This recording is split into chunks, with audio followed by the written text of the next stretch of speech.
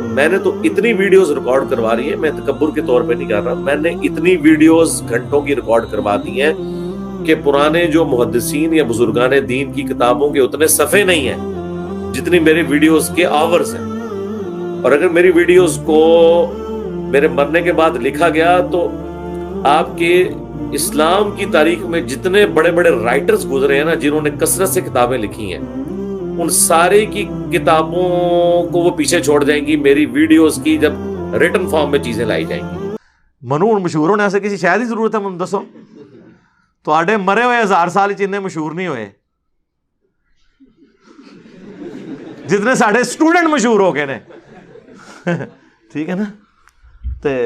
اس تو سلف نو اور نیک لوگوں بے قدر کرنا، اپنا الو سدا نہیں منو لوگ، یہ نفسانی بندے کا کام ہے. انہوں کا احسان نہ پڑا جنہوں لوگوں نے دین تک پہنچایا.